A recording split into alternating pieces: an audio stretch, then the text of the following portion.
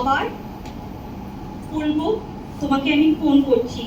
যাই হোক, এখন করেই যখন পেরেছ, আর কিছু কিছু করে কিন্তু পালাতে পারবে না।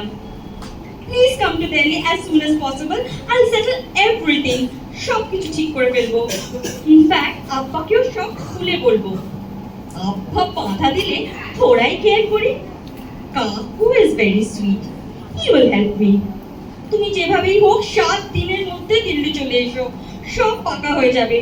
রাজধানী ধরে চলে এসো, আর কমলা এজেন্সিতে রেজিগনেশনটা জমা দিয়ে চলে আসবে। কিন্তু আমি সাউথ এক্সটেনশনে একটা ছোট্ট অ্যাপার্টমেন্ট ব্যবস্থা করছি। কাকুর একটা ফ্ল্যাট আছে, জাস্ট পড়ে আছে। প্লিজ হারি, প্লিজ প্লিজ প্লিজ। কবে আসছো জানাও, চিঠি না টেলিফোন করো ফাস্ট। তোমার ক্লাসের সেই পেক প্যাক্স নট জয়ী। জয়িতা, গতকাল সকালে তোমার চিঠি পেয়েছি, এখন রাত 12টা। 2 দিন অফিস যাইনি, সারা দিন ধরে ভেবেছি।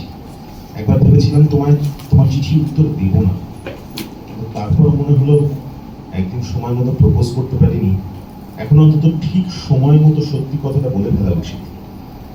না জয়িতা, আমি কলকাতা ছেড়ে গিয়ে দিল্লিতে থাকতে পারবো না।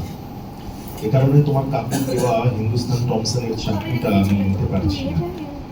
জানি তুমি রাগ করবে, রাগের ভরে একটু বেশি